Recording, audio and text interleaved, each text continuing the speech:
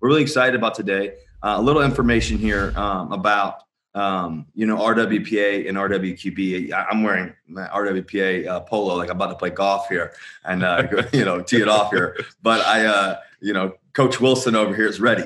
And then we also have Jake Heaps over here, who's also, as he says, the head coach and kind of runs RWPA and all the drills and everything else, but also RWQB, which is our 15-week program for the kids.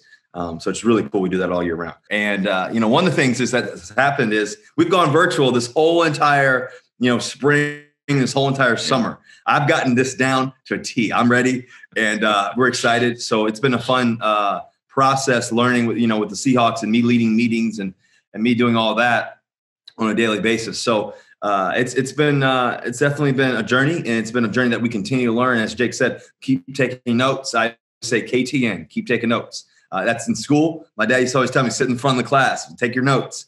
And how much that has paid off, I can't even explain to you. All right. Welcome, everybody. Excited to have you guys here. This is a unique situation for all of us. Obviously, these are different times. RWPA, this is our 9th year doing RWPA.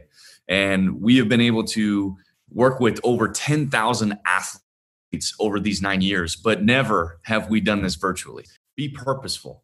Don't just sit here and listen to this information. Have a pen and paper and write down everything that we are talking about, so that pretty much about 90% of what you hear, you're going to forget, but you won't forget it if you write it down. And this is something that even I learned as I was with Russell. And I think Russell was in his 6th year at this point, 6th year in his career. And we're going over basic day one install. I'm talking like the most basic stuff you've ever heard from this offense. And I'm sitting here and I'm new, so I'm writing this down, obviously, trying to take as best of notes as possible. And I've got Russell Wilson here, who's already won a Super Bowl, who just came off his best year as a pro. And he is sitting there taking just as intently his notes as I was. And that always struck to me. So if some of the best in the world, if the best in the game is vigorously, constantly taking notes, then you guys need to as well, so that you guys can retain this information as best as possible. Anybody that's catching the football, the biggest thing is that you want to maintain a diamond, okay, with your hands. And as you're going through it, if it is above my chest, I want to maintain that diamond with my hands all across my range, through my shoulders and above, okay? That will make sure that we can ensure the catch, that our hands are going to be together. And so even if we're moving to the side, we're maintaining that diamond, okay? And there's nothing more frustrating for a quarterback when you throw an absolute beauty of a ball and your receivers have the wrong hand placement, and therefore it leads to a drop. Right. I think the other reason why your hand placement is super important too. If you put your hands up, Jake, the wrong way, put up the wrong way. So if he's running across the field this way, right, and the ball's coming in, his hands are back here, right? Parents and kids, your hands are back here. The problem is I can go like that. So that's why if you do the diamond for me and reach forward. So now the hands are closer, and now I can't get to that ball. It's a lot harder for me to get to that. Right. So that's another reason why you want to be able to do it. What Jake's talking about right here in the video, and it's probably better that we talk anyway versus you all hearing the video, because it's just you can hear us a little bit better. He's talking about the low ball. The low ball, what he's talking about is you have to be able to bend your legs. That's why it's important to be mobile, to be able to bend down and be able to catch the ball down low. Okay. So you got to be able to bend your body. That's super important. What he's talking about right here in this video, he's talking about the catching range. So you want to be able to have great hands and great ability to use your hands in a full 360-degree catching range. And that's why it's really good to catch smaller footballs too as well, because that trains your hands to be able to do that too, right? So you want to catch tennis balls, right? And to be able to, it helps keep your hands narrow and everything else. So that's really important. And the last piece of it is, if you can't bend down, okay, there are scenarios you can't bend down and maintain that strong diamond, and it's below your waist. Well, then what you want to do, again, to maintain your hands being together is I'm going to put my pinkies down like this. I'm going to put my pinkies together as my hands are down. That way I can make sure that I'm keeping my hands together and give myself the best chance to catch, even if the ball is at my knees or at my ankles. The way you hold the football is almost kind of like your signature. It's like your fingerprint. I've seen guys that have hold the football at the highest levels all very differently. Okay, so there's not necessarily one perfect way to hold the football. It's what's comfortable in your hand. But the non-negotiables in this situation is you want to be able to put your index finger as close to the tip of the football as you can. That is comfortable. Again, comfortably as close as you can so that you can have your hands spread out over the ball. The other thing that we want to make sure is we want to make sure our thumb is below our index finger, okay, so that we can have better grip on the football, and it puts more pressure on our index finger, okay, so that we can control that ball with our index finger, and that's where the spiral is going to come from. And very last, non-negotiable is we don't want your whole claw. We don't want your whole bear claw all over the ball, okay? All right, Russ has got huge hands, okay? Massive, massive hands. I'm jealous of those hands, okay? All right? They're perfect for holding footballs. But what Russell doesn't do is he doesn't have all of his fingers all wrapped around the football. He doesn't have his second knuckles over the laces of the ball. What he actually has is his first knuckles. So what you want is again, index finger, try to be as close to the football as possible. You want your thumb to be below that index finger on the ball. And lastly, you want to make sure only basically your fingertips to your first knuckle is what's on the football. Not anymore, because that's too much surface that's on the football. Yeah, so if you look at my hand, right, this is my right hand, right? And technically this is your thumb, but you have, these 5 fingers essentially, okay? So your thumb obviously underneath, like he's talking about. This first, so let's just say this is 1, 2, 3, 4, and 5, right? So 1, 2, 3, 4, and 5. Okay, so number 2, so number 1 is underneath the ball. Number 2 is right where Jake is saying in this video right here. It's at the tip of the ball, not right on the edge of the tip, but right, half an inch away. Okay, number 2 is where is right near that first string. Okay, but it's outside of that first string. And number 3 is there. And number 4 is right on that second string of the football. Okay, so if you imagine the strings being across, like Jake has right here, his number 4, okay, is on that second string. Okay, so this finger is really key, okay, to be on the ball. Okay, so you want that to be on those strings.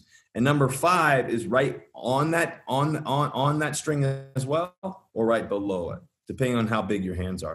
For me, just number 4 is on the strings. Everything else is not. See, and like I said, every signature is different. So you're going to have a few things like Russell, that's his grip, and it works out tremendously for him. Mine is just a very different, just like very slightly different than his, but very, very close. So don't be too concerned if it's not like perfect in sync with what's important is you throw you spin that ball and it gets accurate, and it's on. I always say it's on time and it's on the money. That's right. That's what you want. That's right. That's the most important thing. So again, just those couple non-negotiables, make sure that that's what you're applying as you're trying to figure out how to hold the grip. Okay? The other thing too is you want to cup your wrist. Okay, so see how the hand is. You don't want your hand to be this way, and you don't want it to be this way, right? You want to have like you're shaking somebody's hand, right? If I'm shake your hand, put the ball up like that. That's how you want to hold it, okay? So just so you know, that keeps the spin on the ball, and you want to have that rotation. So that's really key. When we talk about throwing technique, and when I'm coaching Russ, okay, or when I'm coaching any other quarterbacks, there is a simple fundamental thing that we talk about. It's about power sources, okay? And power sources here, in my view, there's 3 main power sources. You have your legs, your core, and your arm, okay? Now, all 3 power sources are not equal, okay? And so I'll have you guys guess here. What is your number 1 power source as a quarterback? Is it your legs, your core, or your arm? Okay? Now, if you got your thought, got your answer, some of you guys may have chose arm. Not correct. Some of you may have chosen your legs. Not correct. It's your core that is your number one power source in your body.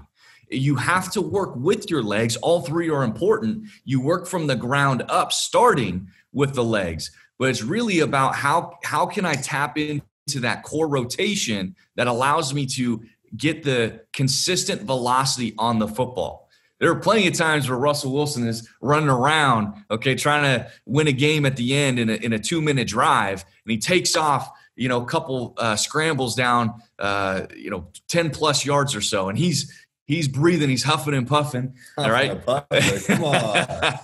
I know you. So, but if he relied in that moment on his legs, well, sometimes that can fail you. Okay.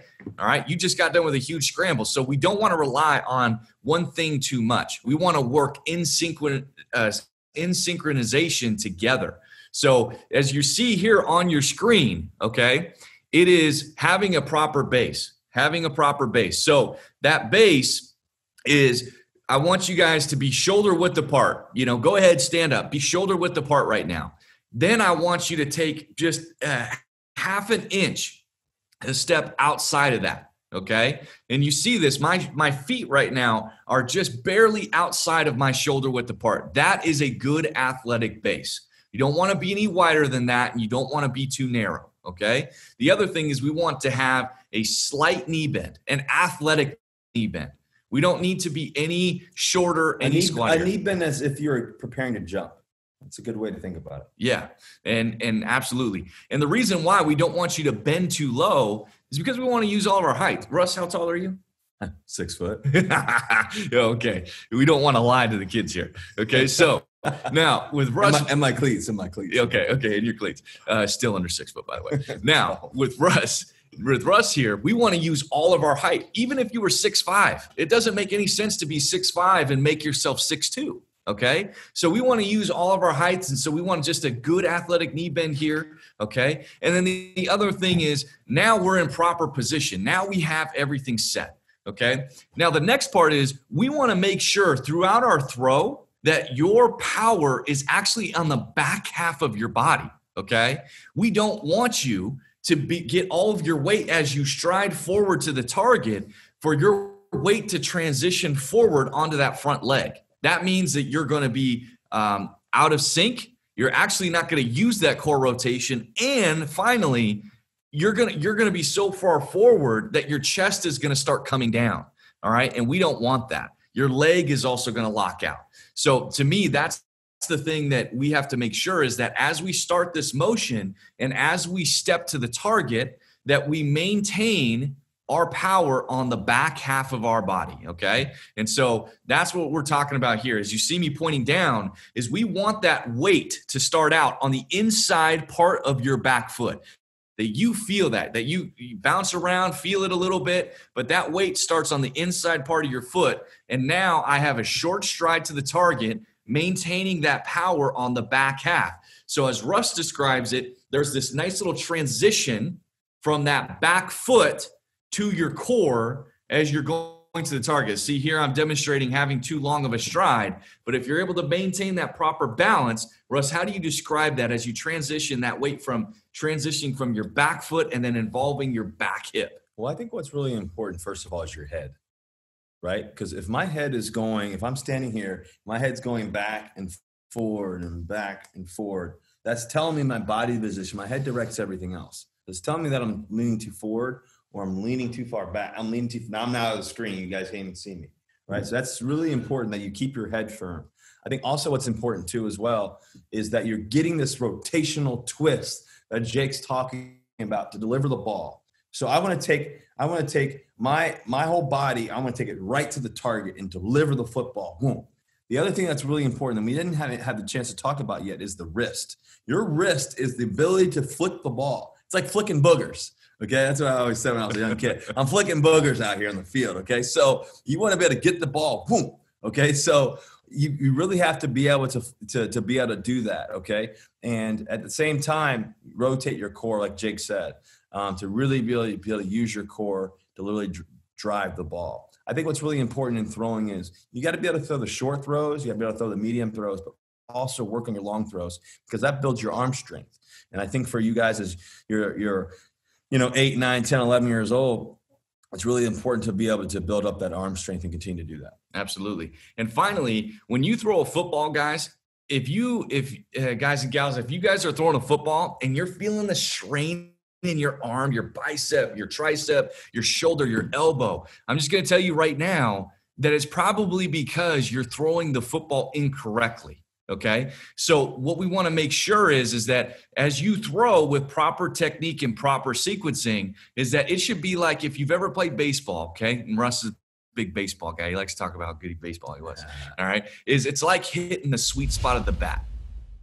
So quarterback footwork is super important. You got to be able to move your feet. I mean, it's like dancing. I always say you want to be able to dance out in the field. And the few things we talk about is the 3-step drop, the 5-step drop, the 7-step drop. But in my head, and I think what Jake's talking about here is just having that balance and having that good base, first of all. You always got to have a good base.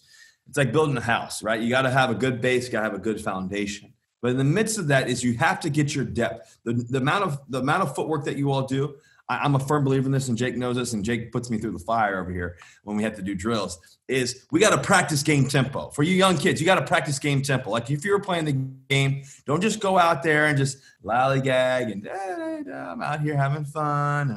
No. We're going to practice, and we're going to practice at the highest level when we go do it. Because like Jake said at the very beginning, we're going to practice very purposefully. We're going to be out and be intentional when we do things. Okay, so what great quarterbacks do and what great players do, they're intentional about their footwork. Their footwork really is everything because it times up. This game about football is all about rhythm. It's all about timing. It's all about smoothness. It's all about a beautiful dance. Okay, so you got to be able to dance. So while dancing here is it all starts with your footwork. And so I think that's what's really important.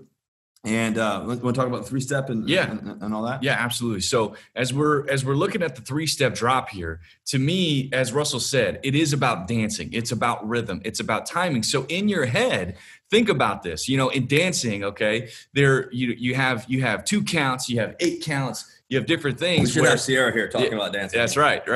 That's right. So you have to think about it in that form. And so if you can think about it, 1, it relaxes your upper body, and 2, it allows you to stay on that proper rhythm and timing. So in a 3-step drop, for example, you have a big first step so that you can transition away from the line of scrimmage, but then your final 2 steps are more of transition steps to help you have rhythm and balance as you go to the target. So as you're talking about rhythm, it is 1, 2, 3, 1, 2, 3. So your first step, 1, pushing back, then 2, 3, to allow your feet to get underneath you with proper balance and rhythm. In a 5-step drop, okay, without a hitch, it's just a 5-plant throw. It's a 1, 2, 3, 4, 5, 1, 2, 3, 4, 5. So again, thinking about that in that sense will allow you to be rhythmic as a quarterback, and allows you to also time up your routes properly. And so when Russell's dropping back, or at least when we're practicing dropping back in a game, we don't want him thinking about dance rhythms and timing and all that. It just comes together after all these reps. It's about, as you go through it, having that timing and that sense of rhythm in every drop that you have so that you can come back to it and that it just becomes fully ingrained. So I want you all to do right now, I want you guys to do this sound drill right here. This is how I do the footwork drills and everything else when I'm training, is I want you all to be able to say this. When I say set hut, I want you to say this. I'm going to say set hut, and you can go 1, 2, 3. That's a 3-step drop. Set hut, 1, 2, 3. 1, 2, 3. 1, 2, 3. Okay, you ready? How to do it with me? Okay, here we go. Ready? Set hut, 1, 2, 3. And do it again. Set hut, 1, 2, 3. One more time. Set hut, 1, 2, 3. That's how your footwork should be. 1, 2, 3. 1, 2, 3. 1, 2, 3. And then on that 3, the ball's coming out. Set hut, 1, 2, 3, ball. 1, 2, 3, ball. All right. So every time. So that's how it should be. And then 5-step drop should sound like this. 1, 2, 3, 1, 2, 3, 4, 5. 1, 2, 3, 4, 5. 1, 2, 3, 4, 5. Do that with me 3 times. Ready? Here you go. So hut, 1, 2, 3, 4, 5. So hut, 1, 2, 3, 4, 5. One more time. So hut, 1, 2, 3, 4, 5. Right? So that's how you have to play music in your head with your footwork. So make sure, parents, that you're training your kids when you're seeing them do the footwork, that we're not going 1, 2, 3. That's not how it works. It goes 1, 2, 3, 1, 2, 3, 1, 2, 3, 4, 5. That's really, really important. So what we want is we want to make sure that we hit key pressure points on a football, okay? They're essentially 4 pressure points that you can put on a football to make sure that you have premium ball security, okay? Is 1, you're going to make sure that your hand, and I want you to notice where my hands are. It's not the fingertip on the fingertip of the football. It's actually I'm putting my index finger, okay, and the finger next to it, all right, in between the top of the football so I can have great coverage around the ball. The next part is your forearm. That's your second point of pressure. Putting that arm not only in between those fingers and in your hand, but then up against your forearm firmly. The third one is going to be that bicep, okay, keeping it close. And the fourth is going to be that pec, okay? So there is your 4 points of pressure on a football as you're carrying the ball high and tight, okay? Now, I'm going to add a fifth one. Your mind. Your mind, right? Because your mind, you giving the ball up is a mental thing. You should know and train yourself, your mind, when you practice to do it right every single time. No excuses. Every time to hold the ball right and to do it the right way. Absolutely. That's a great point. And so as we're trying to make sure that we maintain proper ball security, it's vital because we hear this all the time. What do you hear from Pete Carroll all the time in the Seahawks? What is the game of football all about? It's all about the ball. Make sure we take care of the ball. That's right. It's all about the ball. If you don't have the football, you're trying to get the football. So as you're carrying the football, you may be thinking about the sweet moves that you're going to be putting on the defender. Well, what's the defender thinking? Not only trying to make the stop, but trying to get the football back. So maintaining those 5 points of pressure, KTN, write that down, that you're doing all of those things. We got the fingers over the top of the nose of the football. We're tracking it to the forearm, then to the bicep, and then keeping it tight. Now, this is a really good drill. It's a 45-degree angle drill that you're doing here that you're just working to not only transition, okay, but you're working to transition the football from one hand to the other, okay? And as you transition the football, okay, you want to make sure that you do that nose to nose, okay? Nose to nose. You want to grab the nose and you want to transition it very cleanly to the other hand. DK Metcalf to teach you that release drill here. DK Metcalf here, and I'm just going to show y'all a little quick drill that you can do. This drill is for working a release off the line of scrimmage and then getting back, restacking, and catching the ball over the outside shoulder. So one, we're going to line up like a receiver. We're going to walk through it slowly first. So you're going to come through, act like a DB is right in front of you. You're going to jab step into the inside, reset, jab step to the inside, reset, jab step, reset, jab step. And on the last one, you're going to re-stack and then catch the ball over the outside shoulder. So now I'm just going to do it. All right, what's up with a little speed? And I'm going to have Coach Heaps toss me the ball. So make sure you're in a good receiver stance. Jab, jab, jab, jab, reset. We'll catch the ball over there. Okay, so right there in that drill with DK, it's just a great opportunity to work on being able to break down the DB. Okay, and that's as you look at the game now, you see a lot of receivers starting to do that more and more. Yeah, it's a good jab technique. It moves the guy, moves him off place, allows you to keep going. Okay, this is one of my all-time favorite quarterback drills, okay? You'll see us at RWQB doing this all the time. You'll see Russell Wilson do this all the time. I make him do this very same drill. So I call this figure 8 box drill, okay? So what it forces you to do, and the reason why I like it so much, is it simulates one of the 4 fundamental pocket movements that you will have to do when you're playing the game. So I'm going to be here and I'm going to be facing downfield, okay? And I want you to chop your feet. Active feet engaged, not crazy feet, just active feet looking downfield, ready to throw. Now we want to maintain that throwing position as we move.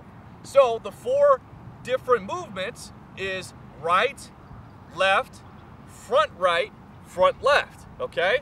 Now, I want to be in the back middle of this drill, chopping my feet. As I say right, now what I will do is I will pedal around the cone and come back to the middle and settle myself back into the middle to hear the next direction. The next one will be left. I'm going to go around the cone, behind the cone, never in front, back to the middle. Notice, I maintained my eyes downfield and my shoulders staying ready to throw at all times. Now, front right, I am going to now slide and maintain my base, not get it narrow, and come back to the top. So again, working that function of climbing up into the pocket, having to push back out of the pocket, right? You're gonna have to do both. And finally, front left, same thing. I'm sliding at an angle, working around, getting back to the top. Now, I'm gonna demonstrate it for you. Right, left, front right,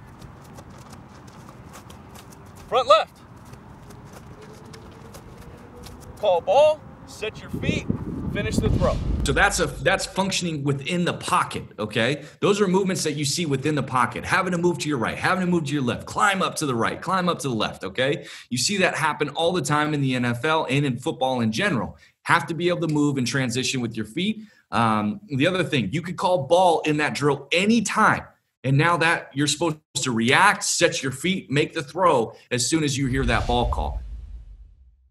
The next drill that we're going to talk about is, again, one of my favorites. It's an escape drill. It's a gotta go drill, okay? We gotta get out, all right? We gotta escape out the back door. We gotta go up forward, okay? Russ got a little smirk on his face because we do this drill a lot. You've actually seen this on Instagram where we actually made this a little bit of a highlighted feature where we had Russ throw over a goalpost. So you can check that out as well. But here is the escape gotta go drill. This is one of my favorite pocket movement drills to get you outside of the pocket and really create 4 main pocket movements that you're going to have in terms of escaping out. So this is a drill that I do with Russell Wilson all the time. It's one of our favorite ones, and it's gonna have you going in, like I said, 4 different directions. So the first thing that you're gonna do is I have this cone set up right here, and you're gonna take a 5-step drop, okay? Take your 5-step drop, and I'm gonna chop my feet, and I'm gonna scan, okay? I'm gonna scan, and I'm gonna use my eyes to see the whole field, right, middle, left, and then work my way back, letting my eyes lead my feet, okay? Now here we're gonna have 4 different directions, as I mentioned. You're gonna have gotta go right, gotta go left, escape right, and escape left, okay? Now here's why these 4 movements are critical, okay? As I play as a quarterback, sometimes the pocket is just simply going to collapse, okay? It can collapse and it can come high, and now I have running lanes. Now as a quarterback, the difference is we don't just simply want you to tuck the football and keep your eyes down and run, okay? We want to play the position as long as we can, all right? We want to be a dual threat as long as we can. So if the pocket is collapsing and it's coming high and I've got this high rush and I've got escape and there's a lane to my right, okay? I would then say gotta go right, and I'm going to run through this lane with my eyes downfield ready to throw at all times, okay? Now, the reason why I have this box here, okay, this is important, is as I say gotta go right, and you're running forward, not climbing, not shuffling forward, but in a dead sprint run, is that I'm remaining as a passer, but I want to throw the football by the time I am in this box, okay? I don't want to throw past it because I might have defenders reacting to me, okay? And I'm throwing the ball and I'm getting hit in the teeth, okay? We want to avoid that. The game isn't played with free running lanes. We need to work on being able to move quickly and get the ball out quickly as we get on the run, okay? So that's why that box is there. Same thing going to the left. I would run, sprint forward, remain a passer, and trying to throw the ball by the time I am in this box, okay? Now lastly, we have our escapes. Escape right. As I escape right, I'm gonna drop step, okay? Drop step, get out of the pocket, and keep my eyes downfield. This is critical. We don't want you looking at the cone. The cone is just a reference point, okay? It's just a reference point, so don't look down at the cone. We want to remain passers. We want to be able to see, keep our eyes downfield, and this is where Russell Wilson, Tyler Lockett, DK Metcalf, they end up having big plays down the field because 1, Russell keeps his eyes downfield, and 2, he's able to see his receivers react to his movements and be able to get the big plays downfield. So escape right, drop step, keep my eyes downfield, get around the cone, and I'm going to remain on the run till I make the throw, okay? Last movement here, escape left. I'm gonna drop step my head around, okay? Very important. Drop step, snap my head around as I get around, okay? The other thing is, as we do that, okay, don't drop your eyes down. Don't take two hands off the football, okay? Ball security is a premium. So as I'm here, I drop step, get my head around as quick as I can, and remain on the run, looking for my target downfield, okay? So again, as I go through, I'm gonna take a 5-step drop. I'm gonna scan until my coach or mom or dad or whoever is helping you with this drill says one of the 4 directions. Gotta go right, sprint, balls out, okay? Escape left, boom, snap, and stay on the run, ready to make the throw. So again, this is a great drill for you guys to practice those 4 main movements, those 4 main escape movements, to be able to get yourself on the run and get the ball out quickly and efficiently. Who is your biggest inspiration? Oh, man. For me, faith, God's my biggest inspiration for sure. My dad was definitely a big inspiration for me. He's no longer living, unfortunately, but he always meant the world to me. He always encouraged me and just gave me kind of a vision. And I was able to do that. And then my biggest inspiration right now is just my family, my kids, my wife, Sierra, and the kids. To any parents listening, just making sure you continue to encourage and lift your kids up, especially through all these things. And so yeah. Toughest moment that you've had as an athlete, and then how did you overcome that? Toughest moment for sure was not winning that second Super Bowl. We were right there. We had already won one Super Bowl. We had won all these games and got down the 1-yard line. Didn't work, and so that was pretty tough. But I think what got me through it was having a vision. Once again, going back to the vision, my vision was I was not going to allow that one play, whether for good or bad. The first Super Bowl I won, holding up the trophy, the Lombardi Trophy, I wasn't going to let that define my career, and I wasn't going to let that tough moment define my career. And so how I got through it was Trevor Moawad, working with him. It takes what it takes. We had a plan. We had a vision. We talked a lot. We were always talking. He always encouraged me, just mentally, spiritually, and just encouraged me as a player, as a person. And that was really key. So that was really important for me.